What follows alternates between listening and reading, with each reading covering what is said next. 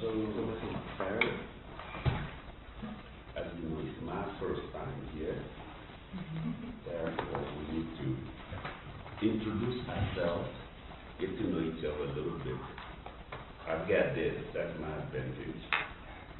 So actually, you got me too, so yeah. So we should just call a name, and then we can begin there. Okay, maybe we should go this way. No, Jaime this way, so it can go that way. Okay, so you introduce yourself first. Tell us a little bit about your work, what you coming from. So I'm Jamie, or Jaime, or Jamil, or... What do you prefer? Anything. I don't... Jamie is normal. Jamie is better, okay. That's my normal. Okay.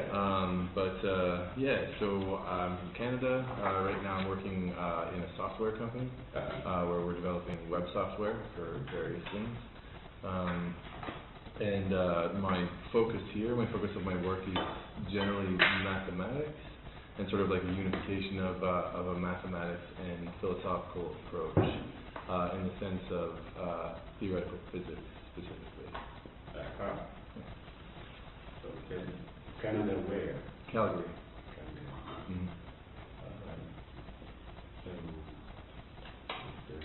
Sure. My name is Alexandra, and I live in Los Angeles, and I have a background in acting. I work as an actress in Los Angeles. I'm here studying, culture and heritage and lineage. Okay. And then we have Poppy? yes. Yeah, I'm Poppy. I live in New York City, and I work as a director-producer in advertising and branded content, also web content online, and then I am also working on some experimental shorts and features. Right. What do you live in? In Williamsburg? Okay, not too far from me. Because I'm on Bleecker Street, so literally my window I can see Williamsburg. Oh yeah, I'm off the Grand, so like that's right from Western. Okay. All right, then we go to Kobe. I'm from Denver, Colorado, and I'm a gallery director and an independent curator.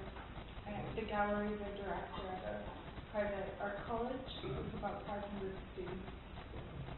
And I'm here working on, I'm interested in curating as an expansive field, so not doing exhibitions that are about art, about art, about art, about art. Okay. So the traditional route would be to get an art historical degree. Sure, yeah. So studying thought. I was just like a big, there's a big Paris Triennale opening where I think there. I don't know if you ever been to the Palais de Tokyo in Paris. So big. They have like 3 floors full of art from everywhere, curated by Okwe and Wizo.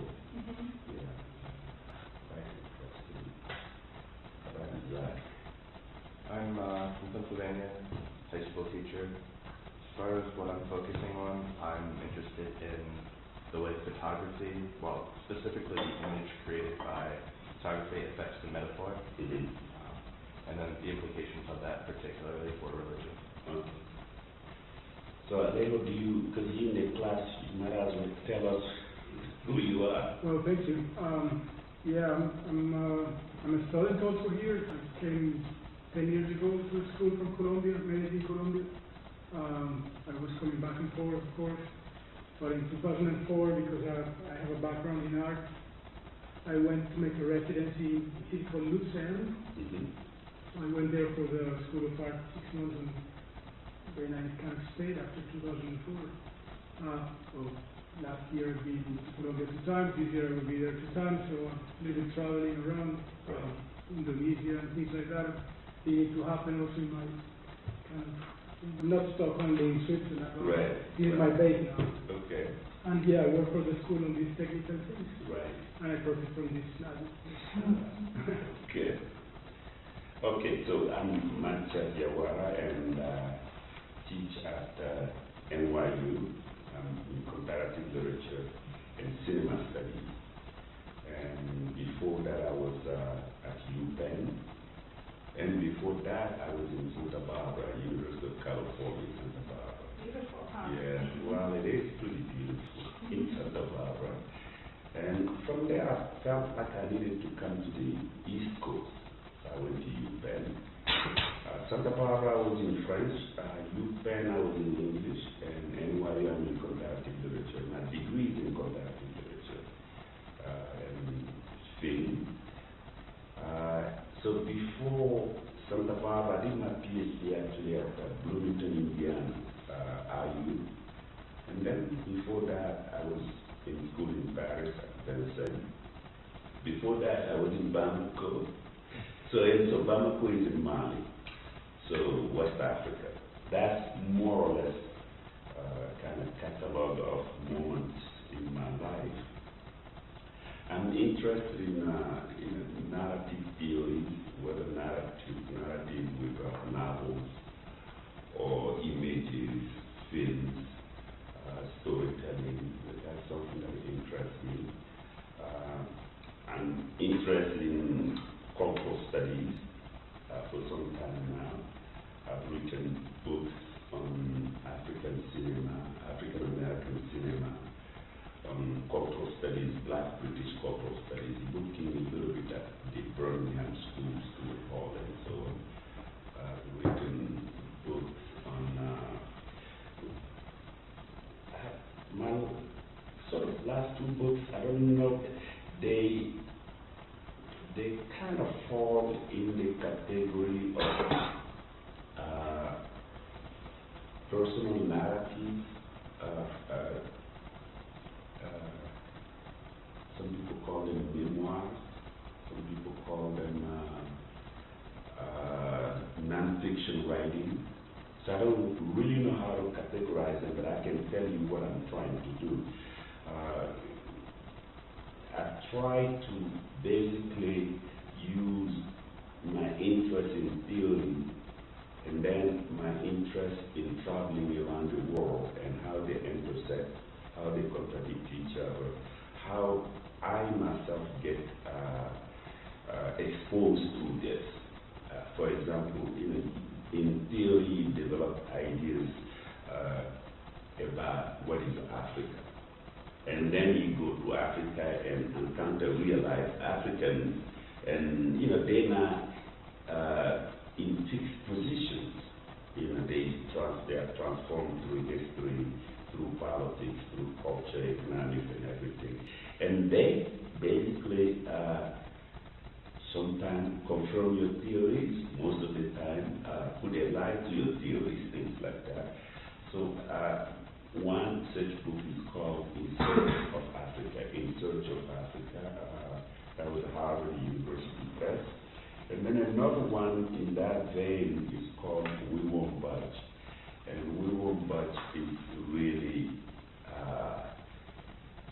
a book about exile, about immigration. That's why they put the title here. They didn't ask me what I was going to give my talk on. They just put exile, immigration, and so that has nothing to do with what I'm going to talk about.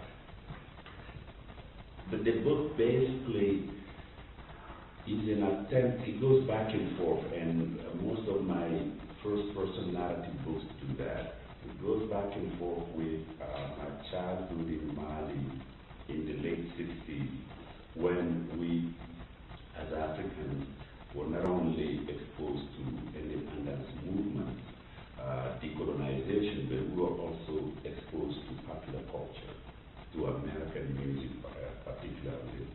But how that American music was coming down to us through the Beatles, the Rolling Stones, all the way to Led Zeppelin, but also through French musicians like Johnny Hallyday, Sylvie Vartan, Sheila, and so on.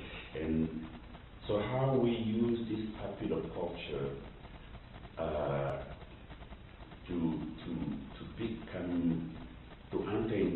conversation with youth culture around the world. So it looks at that period of my life and the photography, because we have some of the best photographers in Mali. Two of them have won the Lion d'Or in Venice. They have won the all kind of awards, you know, Hasselblad in Sweden, in Göteborg in Sweden, or the what they call the Institute of Contemporary Photography in New York. They gave an award to Malik Sidibé. So the photographers are called Malik Sidibé and Seydou Keita. Seydou Keita was taking photographs in the 40s and 50s, Malik Sidibé in the 60s. So he literally took our photographs and we were pretending to be, I don't know, Jimi Hendrix or James Brown or whatever. So one part of the book is always talking about that, because in addressing these questions of authenticity, one of the things that I like to do is to look at copies of copies and how one creates authenticity through copying. If I take the example of Malik Sidibé, for example, he learned, well, first of all, this is what he was doing. He took his 35mm camera to what we call surprise party, you know, house parties. I don't know what is the best word for it in English. When you organize a dancing party, you know. So we have a turntable with a lot of records, and then, you know, boys and girls will come and dance. And the photographer was there. So what you do is you look at a record, you say, oh, this is that album of the Beatles. They all have flower shirts, they have bell-bottom pants, they have, you know, those platform shoes. So you had seen the album cover, you go and buy cloth, and you take it to the tailor, and you get the tailor to show your shirt exactly like, let's say, George Harrison, or I don't know, John Lennon, whomever you like in the group, but I'm sure to you, Grateful Dead, or whomever was your, you know, favorite star of those days. And then you come to the party, the album is here, the turntable is here, boys and girls, and the photographer, and then you tell the photographer to take your picture exactly the way, let's say, James Brown's picture is on the album cover. Sometimes you even take the album, you do like this, you pose, and you take your picture. Basically, my argument of copy of the copy comes out of that. So we are copying the people on the album cover, and then we are asking the photographer to take our copy looking like the people on the album cover. And then he too is perfecting his photography by trying to learn from the way the style is on the album cover. Because he will have to make us look good, real, in terms of, you know, real, in the convention of realness in photography. So basically, the argument that I made is that the copy of the copy is real, or is authentic. So instead of going to the original authentic, you look at the copy of the copy. So because when you look at Malik Sidibé today, it's been nice to have the blackboard, so maybe I use this.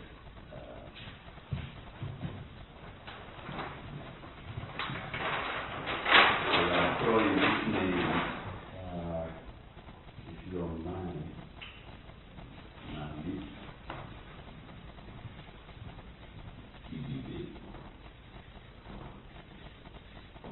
So if you're online, if you just put this name and you see what I'm talking about. The other photography is called Seydou Keita. So basically, what I'm saying is that they didn't go to photo school or communication school. They were trained on the staff, and they filmed the youth the way the youth wanted to be filmed, or photograph the youth the way the youth wanted to be And believe me, what was exciting about it is that those photographs cost maybe 5 cents to 10 cents. I remember a very embarrassing moment when Malik Sigi came to one of those events. She took our photographs, and we were very excited, so we all start, you grab a girl and then you say, take my photograph like this. And he did, and we were supposed to, normally you order, because 10 cents was a lot of money, so you order no more than 1 or 2 photographs. But through our excitement, we ordered several photographs and couldn't afford to get them back. Because what he does, he prints them overnight. In the morning, he goes and pick it up. And 1 day passed, 2 days passed, people were not coming, and this is how he earned his livelihood. But anyway, one day he found a strategy where he put all our photographs outside, and he wrote underneath les incapables, meaning the people who are incapable of coming to pull out the photographs, buy the photographs back. And these girls don't want to know that you took your photograph with them and you can't even afford to get it back. So we all rushed and went and bought our pictures back, things like that. But that's more or less what I mean by the copy of the copy and become original. So that's what that book was beginning, going back in the 60s. I also had a lot of lectures. The book is about letter writing. My friends who stayed in Mali kept writing because when I went to Paris, I went to every concert. Because all the people we used to listen to on the radio, we had records of, we have not seen them. But we would sit in crowds like this and talk as if we really know who Jimi Hendrix was. Because you read articles in Salut les Copains, you read articles in Hit Parade, and then you come and start telling everybody how much you knew this. So I was now in Paris, and I was going to the real concerts so that I could see the real Rod Stewart at something Olympia in Paris. And then I would come home very excited, and I would write a long letter to my friends. And it just happened that my friends actually kept all those letters. They kept every letter, from the concerts that I wrote about in Paris to RFK Stadium. I went to American University in Washington, D.C., so they sent me back all the letters. I wrote about, of course, I translated them into English, wrote about them in my book and things like that. So I have that past, the present created by the letters, and then I'm also looking at myself in Paris in 2000. A major French philosopher by the name of Pierre Bourdieu, he had invited me to Collège de France to come and spend a year there from NYU. And so I was looking at race relations in France and comparing them to race relations in the United States. So the book is really going back and forth like that. The title seems completely, I think we should have chosen a better title when we say we won't budge. It's not. I was thinking too much about the situation in France of the sans-papiers. I don't know if you heard about sans-papiers, people who come to France illegally. And I was basically saying they're not going to go anywhere. And I was also taking the title from a song by Salif Keita, because you can guess by now that I'm talking about music, I'm talking about photography, I'm talking about literature, but I'm also talking about everyday life. So that's what these, first-person narratives are about. I don't have a name for it. So, and then the last thing that I do, I make documentary films on cities, on architecture, on several things like that.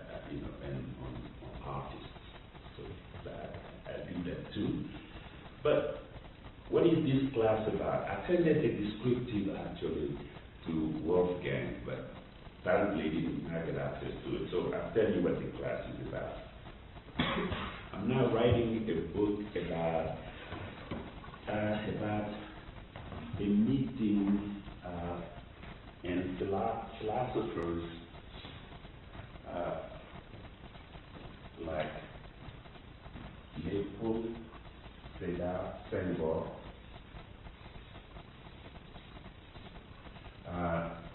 Frantz Fanon,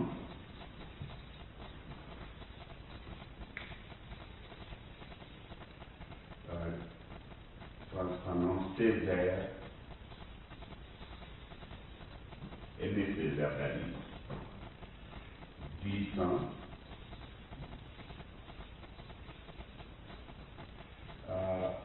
Edouard Glissant. So among other philosophers of the Francophone world, Francophonie is something that you probably would, I think you know, Francophonie, the French-speaking world, basically. So I'm writing a book on these philosophers that I would call tentatively some kind of Paris School of Cultural Studies. You know, that's what I'm doing. And I'm trying part of that in this class. So today we will do Senghor, tomorrow we will do Frantz Fanon, and the last day we will do Aimé Césaire, Edouard Glissant. So that's the class in a nutshell. Senghor's philosophy, then Fanon, Frantz Fanon, and then Edouard Glissant. Why am I doing this?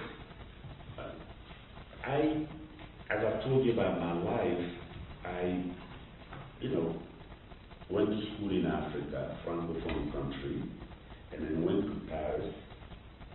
But all my undergraduate, I went to undergraduate school in Paris also, but when I came to the United States, I started all my education from BA, MA to Ph.D. So in that sense, I can say that my education is Anglophone. You know, it's American education. And in that American education, if you do what we call in the United States, what we used to call Black Studies, or African American Studies, or African Studies, whatever you call it, you deal with different authors.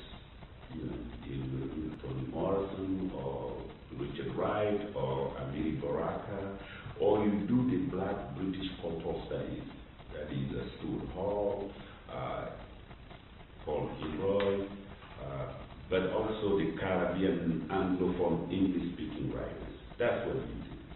So I've taught in that field for a long time, and every once in a while you see the writers in that field mention either Senghor's name. Fanon is used widely. They have completely appropriated Fanon. But Césaire too, especially his book called Discourse on Colonialism, they have appropriated that. But usually, why the Francophone school did what it did was not always clear. And it was not even necessary, because we in the Anglophone world dismissed it either as assimilationist or neo-colonial mentality.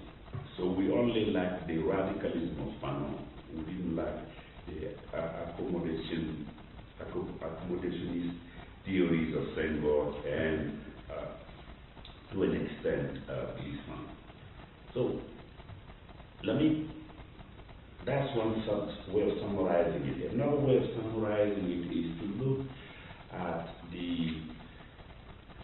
if we look roughly at 1945, the end of the war, the decolonization movement were taking roots everywhere. You know, Philippines, India, China, Africa, Latin America. So there was,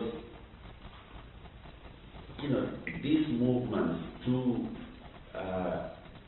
either increase, to emancipate third world intellectuals so they can take care of their own lives, or to give them their independence. Pakistan and so there was that movement. And in that movement, what's interesting is that depending on whether you were under a British culture or French colonial regime, you reacted to this movement differently or accordingly. So in our case, if you look at the British colonial system, they had what you call indirect rule, indirect colonial rule, and they had the. I'm sorry. I've been here 4 years. It's the first time I've been late. We're just introducing ourselves. Okay. So maybe I could even start briefly and then take your coat off, relax, and then when you're ready, you introduce yourself. I talk until you're ready. Okay. Yeah. So basically, what I'm saying is that black intellectuals and intellectuals from the African origin think differently about Europe and Western civilization according to their colonial masters. So that when you think about post-colonialism, this is an express term that people use a lot. When you think about subaltern studies, when you think about cultural studies, my argument in the book would be that actually the French approach is different from the Anglophone approach. So that's what I'm going to try to do. Why bother to do that? Some people will say, nobody cares about post-colonialism nowadays anyway. Some people will also say, well, cultural studies, people say, well, it's kind of, it's not political, it's not philosophical, it's impressionistic, so why bother? Then, my answer is that if you look, at this Francophone tradition, at this Paris school, you actually get access to not only another way of knowing France in the West, but you get access also to a different way of seeing blackness in the Western world, than what we know now. So this is an ambition. I don't know where I'm taking it, but so that's what I'm going to be teaching in the class. But we will let the introduction go on. So, Barrett? Yes. Okay. Did I say that right? Yes. Okay. Yep, exactly, Barrett. It is my 4th year here at EGS, so I've already done my MA here, and I'll be completing my doctorate coursework this year, although it may come back, my classes are talking out. So now I'll just be in a complete spot. I come from Minneapolis, Minnesota, and where I work as a bartender, as well as work on other projects along. Bartending allows me to work for money for a very short period of time. But I have a background as a cook as well. So I did all those. So. Yes. Yeah. Yeah. Okay. So a lot of my work leading up to my completion of my master's was looking at ways of considering eating along with an ontological experience, as well as food and culture, and rhetoric, representation of food, kind of just like taking this thing and throwing it up against a bunch of things. And literature is one of those as well. Good. So I was trying to explain to the class what I'm doing, because usually students do not know, or at least in my case, you did not know what I was going to teach. And I think that Wolfgang went by most possibly my publications and then gave you an idea. But what I'm teaching has to do with these philosophers, Senghor, Fanon, Césaire, Edouard Glissant. And specifically in this class, we will do Senghor today, do Fanon tomorrow, and Glissant Sunday. So that, and then if I give, well, I think I have no choice actually. In my public lecture, I'm going to give the same presentation I'm giving at Documenta, because they invited me this year to give a talk at Documenta. And Documenta is in Castle, and well, you probably. Yeah. Okay. So, and they wanted me to give a presentation. So that presentation, I'll go through most of that in the class here, but it will focus on a Congress in 1956 that all these people attended. So my Sunday lecture will be more or less based on that. The general class also is going around those ideas, except that you all will get more background material. For example, today, let's begin now. Let's talk about Négritude. This movement called Négritude, I don't know if you heard about it. You probably have, but does it ring a bell at all? No. What is it, Senghor? Okay. Yeah, she sort of like coined it.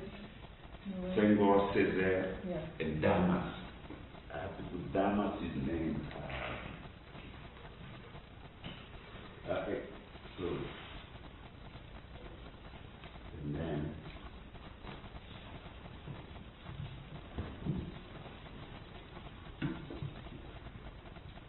these three, Damas is from the French Guyana, and then Senghor is from Senegal, and Aimé Césaire is from Martinique.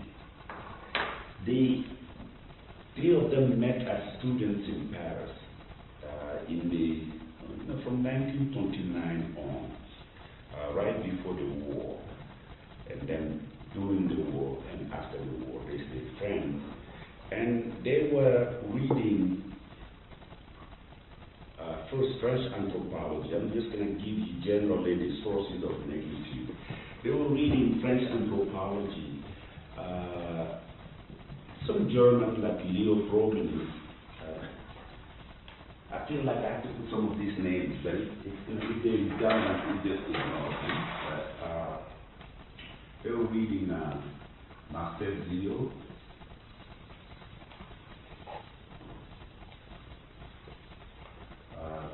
Leo Frobenius. People like that. Marcel Zio is very interesting. He wrote a book called Conversations. You like this? Conversations with Ogonto-Meli.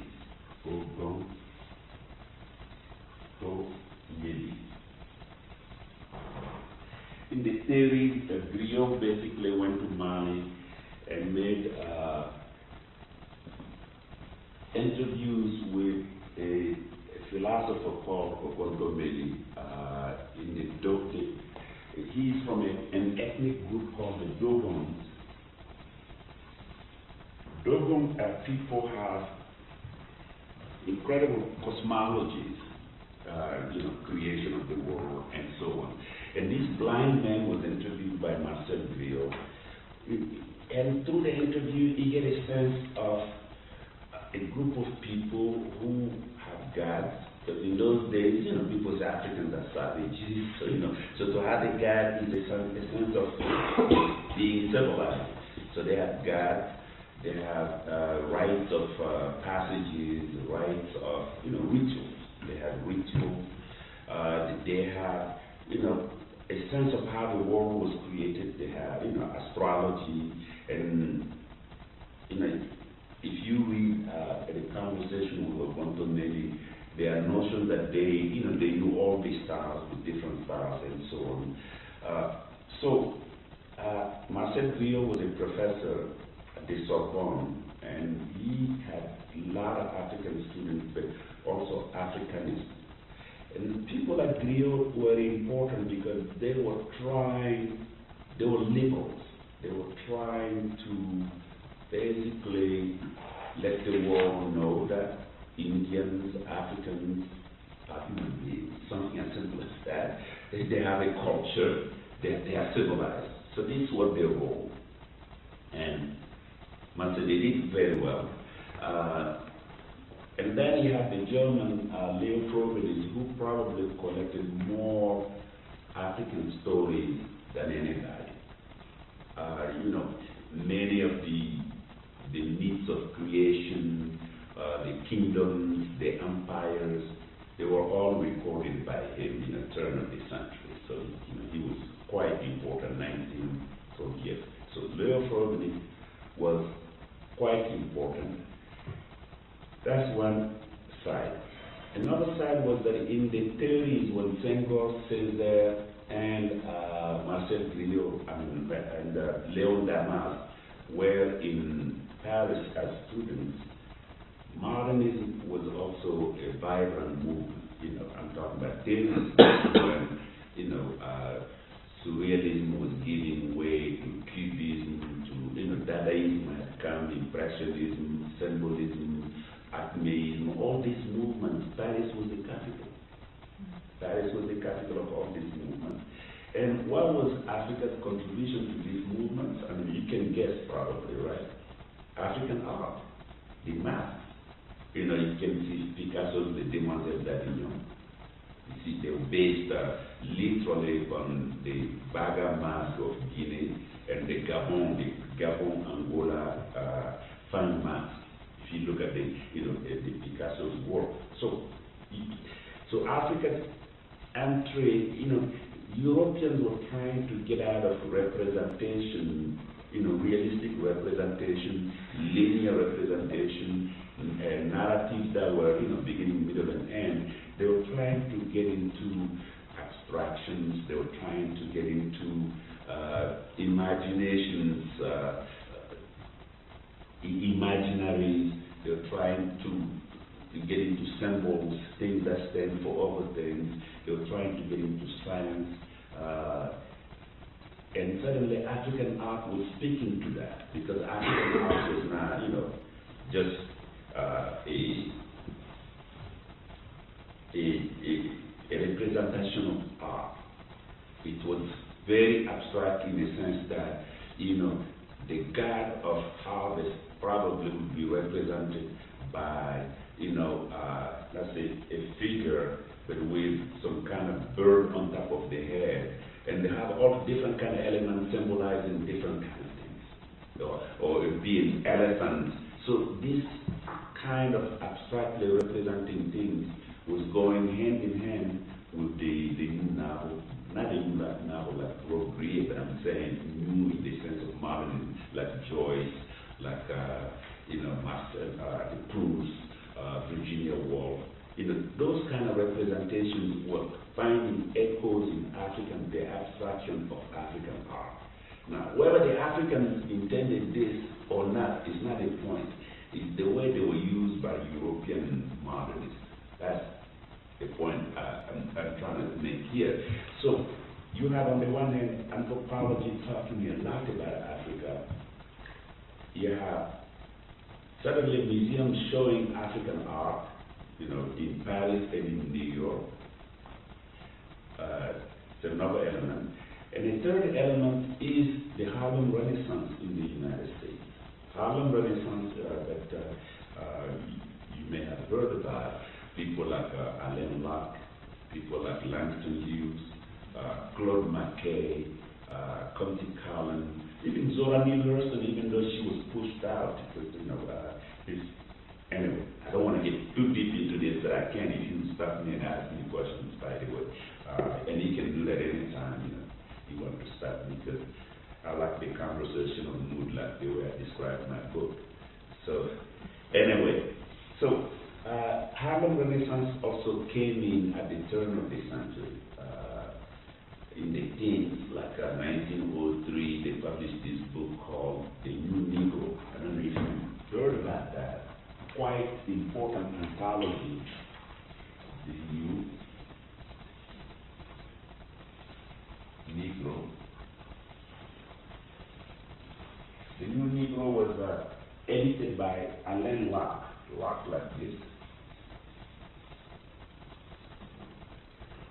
And in this book, 1903, roughly, I don't know if the internet can tell us, but in the New Negro, African Americans in Harlem, because this is really the book manifesto of the Harlem Renaissance, they were saying that they no longer wanted black people to be discussed as the problem. Because those days, to be black, you are a problem, both for people who didn't like you and for people who liked you, because they want to know what to do, how to help you, how to get you in the system. And people who don't like you, they want you to go to Africa. So they didn't want to be discussed anymore as a problem. They didn't want to be discussed as, what is America going to do? But they wanted to be discussed as a group of young artists who are creative, who are doing things. Hence the Harlem Renaissance. Hence the word new. Hence the whole idea of modernism. Because in those days, they had surrealism, Dadaism, and so on. They too were creating their modernism here. This is what's interesting about this. So, and they had seen, the Harlem Renaissance group had seen an exhibition in MoMA also on African masks. And they began to say, because in those days, believe it or not, African Americans, with the exception of people like Du Bois, W.B. Du Bois, who's very important, he's also anthologized in this textbook. For correctly so, they were ashamed of being Africans. Because Africans didn't have Christianity, and Christianity was supposed to have saved black Americans from slavery, to have humanized them. I'm not stating truth here, I'm just trying to understand human mind. That's all I'm saying. So, therefore, everything bad about them was Africa. To be from Africa was the worst thing for them. So, Harlem Renaissance suddenly is calling Africa back. But of course, there were, I'm not also trying to imply that there was no attempt to appropriate Africa before the Harlem Renaissance. Because we had since 19th century the Back to Africa movement, the Pan-Africanist movement. But really as an artistic, cultural, aesthetic movement is the Harlem Renaissance that started that. They said if the best intelligentsia in Europe can claim Africa through African mass, what couldn't we do it too in America? So they began to, Harlem Renaissance is interesting because first they began to de-emphasize politics, slave narratives, and all these things to talk about art, form, aesthetics, but they also began to emphasize African art and Harlem as the capital of the black world, jazz and all these things. All these things become very important in the Harlem Renaissance. So that's the third influence. What happened? We come back to the Négritude movement in Paris. Because in those days, the Harlem Renaissance, the peak group, they were also traveling a lot back and forth between Paris and New York. They had salons. Salons were, literary and artistic salons were very important. There were several salons where people read, they would read Mallarmé or they would invite Picasso. All these things would come into place because Picasso was a big supporter of these groups and they were all friends. But anyway, Alain Locke was coming to Paris, Langston Hughes was coming to Paris, Claude Marquet was coming to Paris. Claude Marquet wrote a book about the black American experience in France, and this book is called Banjo, like the music.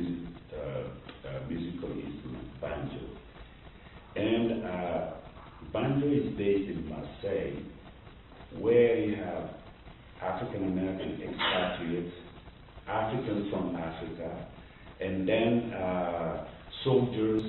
They all meet at the dock.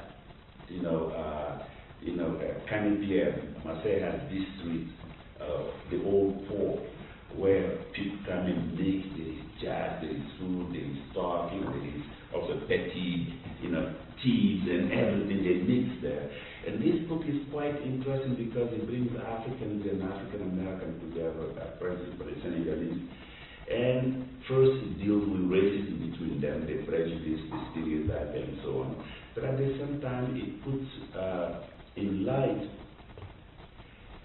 what they could have in common, black people in the West, and claiming Africa as the origin of a civilization, and so on. And in Banjo, people like Senghor and Césaire had a magazine called La Race Noire, like Black Race in black, La Race Noire, and they published excerpts of Claude McKay's novel in this magazine. And it's there that Césaire and company took the word Négritude, because in the novel there is a moment where the main character, called Ray, says that to dig, or to, the word he uses to plunge, like diving deep into the roots of your culture is not primitivism or barbarism. It is your negritude itself. So the French writers, the Francophone writers, took this line from the Claude McKay's novel, Banjo, and then they created a movement called Négritude. Now, what is Négritude? I have already told you the different sources of their information. Négritude for Senghor particularly, Senghor was the African in the group.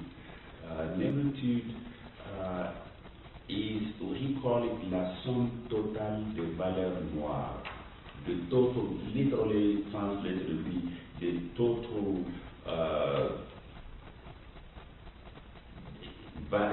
sum is not a good translation.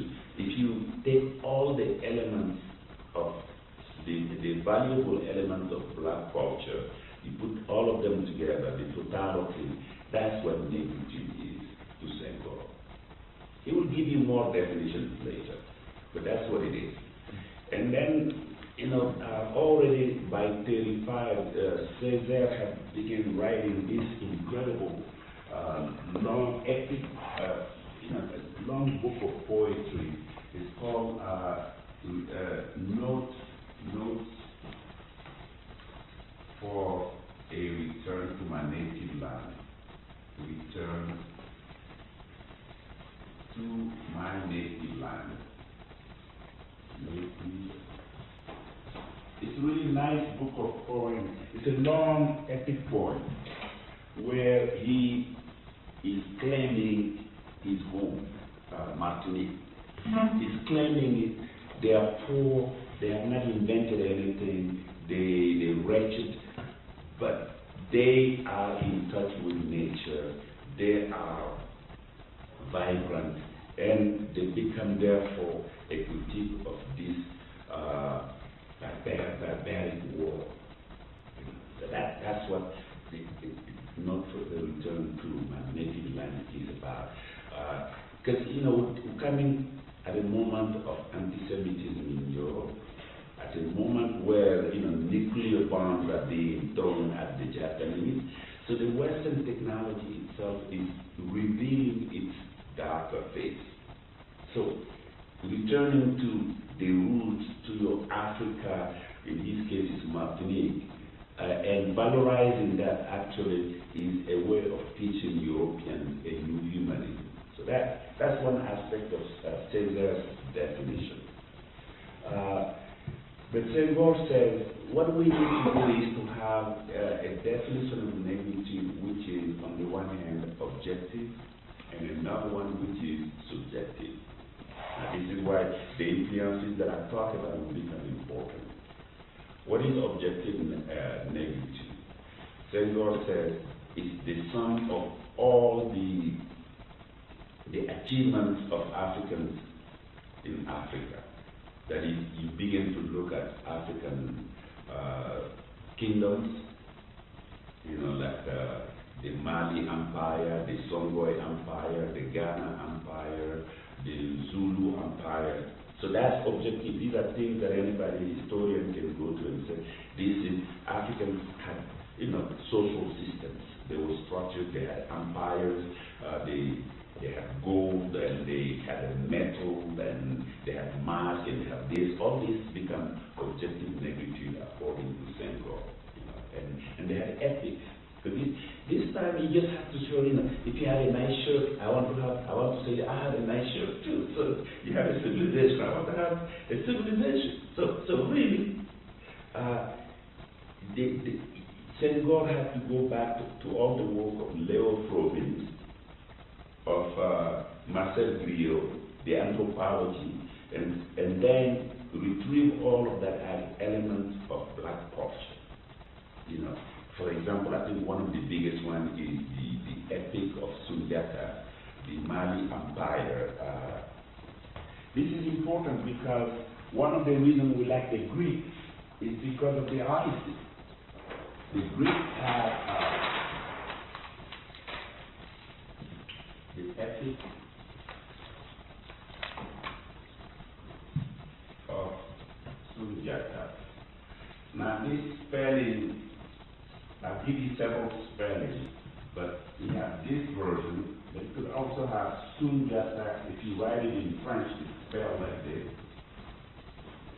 And then you may even find other variations. But the point is that Sundiata is really the emperor of Mali. And I write it anymore.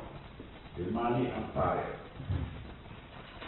And one of the things that actually happens is that you say, well, you know, Africans have no civilization.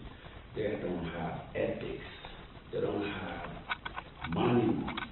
They don't have, you know, things that make the West, archives and ego and so on. So what does objective negritude do? They go and get you the Epic of Sundiata. And the Epic of Sundiata basically is about, you know,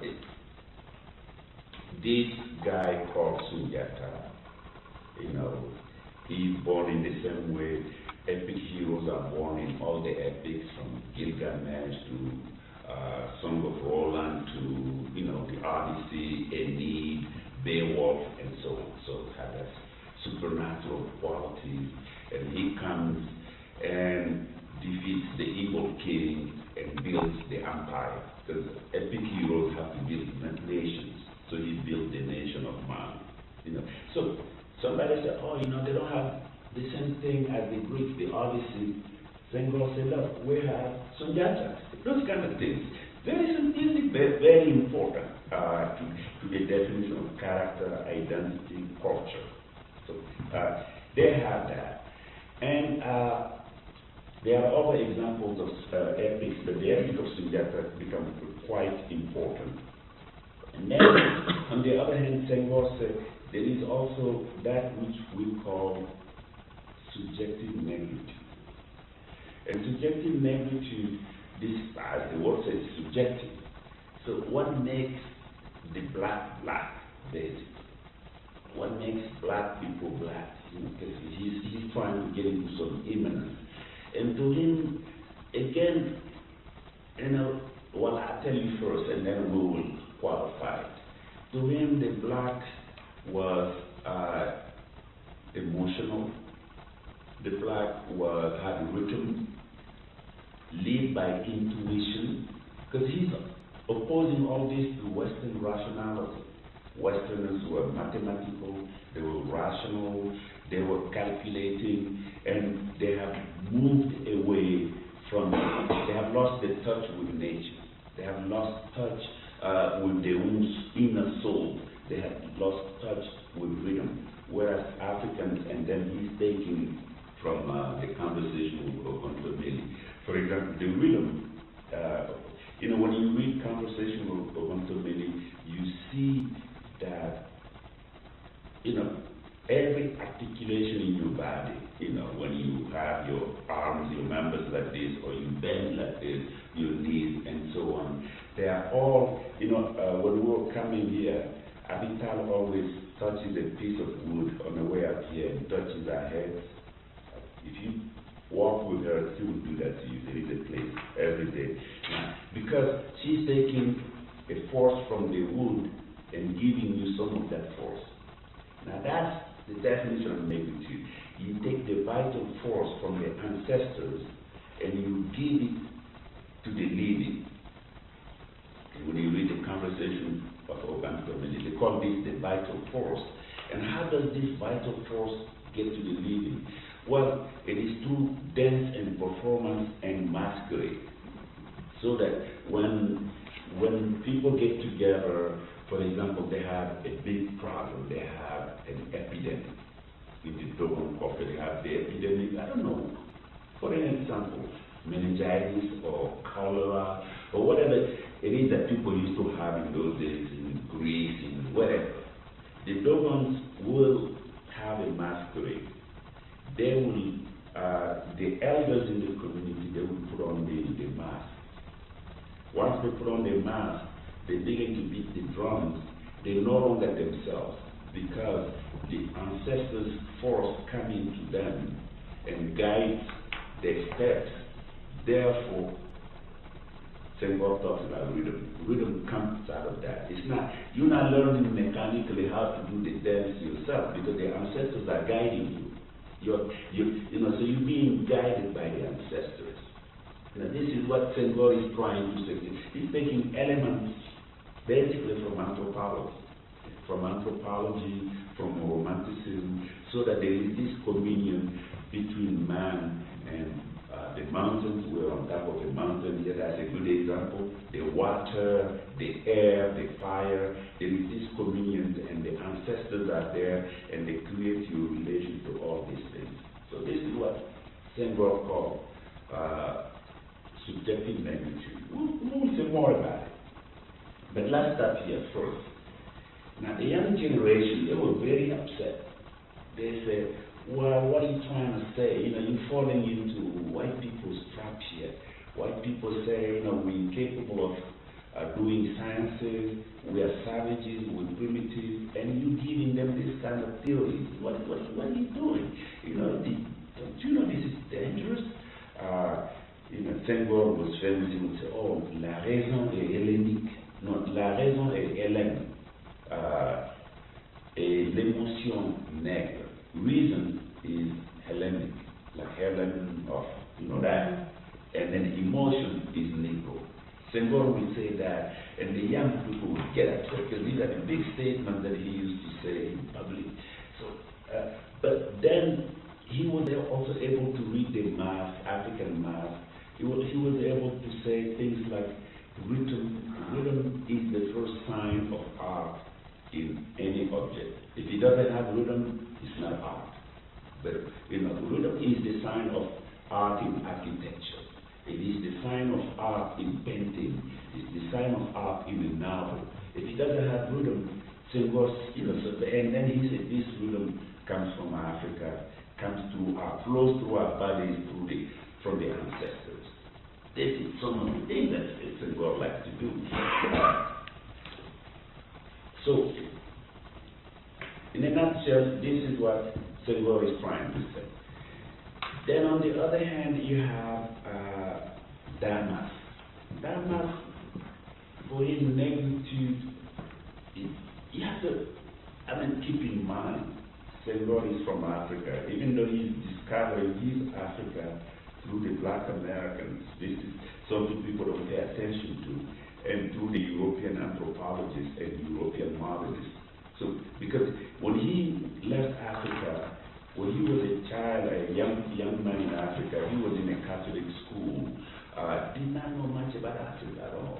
So this Africa he's discovering is actually coming to him from anthropologists, from Euro-modernists like the Picassos, and from Black Americans. In fact, when people criticize him later, that's what they bring up. Okay. Then the Caribbean, what is Négritude to them? Ghana, for him, Négritude was always a kind of rejection of Western culture. If you define Western culture to mean,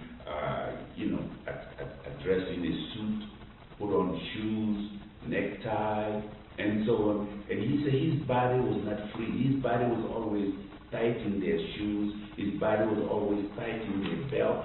And he had to eat with a spoon. He had to do this. So rejecting this kind of thing was Damas's Négritude. And he made incredibly beautiful poems about this rejection. You know, give me my drums back, give me my this back, I'm tired of that, you know. So that was Damas's Négritude. Césaire was fascinating because Césaire actually was also in the Communist Party. And this becomes very important in African modernity, when you define modernity in Africa. In many ways, Zizek was talking about this in a different way, but he too is coming from that part of Europe that was very much influenced by these issues. So Césaire was in the Communist Party, and he was also friends with the Surrealists. Is he the one from Guyana? Guyana and Damas. Damas, okay. Yeah. Césaire is the one from Martinique. Yeah. He was in the Communist Party, and he was a friend of André Breton. You may have heard of André Breton. Because one thing you have to know about Négritude is that they were also legitimized by the crème de la crème of French intellectuals. André Gide, André Breton, Jean-Paul Sartre, Louis Aragon, you know, many people like that. They were buddies, you know. Senghor was a classmate of Pompidou, for example. Georges Pompidou, who became president of France. André Malraux. So they were friends with these people. For example, when Senghor wrote his anthology that we will talk about, an anthology of black writers in 1948, the preface was written by Jean-Paul Sartre, and this preface is called Orphée Noire, Black Orpheus, and this becomes an important part because Sartre is trying to theorize Négritude the way I've been describing it. Let's say emotion, rhythm, you know, ancestral, vital force coming through you. So Sartre's introduction becomes so famous that they published it separately as a book later. Because he was supposed to just write a preface. Can I interject here? There's a film called Black Orpheus. Is that taken from that? No. Okay. No, you're talking about Cocteau. Yeah. Yes, that's set in Brazil. Marpesa Down is the woman who plays, I'm not talking about the very new one. There is a newer Black Orpheus, which is in the 2000s. I'm talking one that was 1956. That's the one I'm talking about. Yeah. You know, probably had inspiration from, because at that time Sartre was the most central public intellectual. I don't think there was anybody as big as Sartre in terms of French intellectuals. Because you know, today, not today, but in the 80s, you could have Roland Barthes, you could have Derrida, you could have Foucault, you know, Decepto, you name them, Uriquet, Kristeva. But in those days, Sartre was the center. And if you want to be important, you have to be friends with Sartre. He has to give you a preface. He has to, you know, give you a signature blurb or whatever it was. So he was the center, which became a big issue. But anyway, I also wanted to ask a question, and you can answer it later if you wanted to finish with César. But no, before you started talking about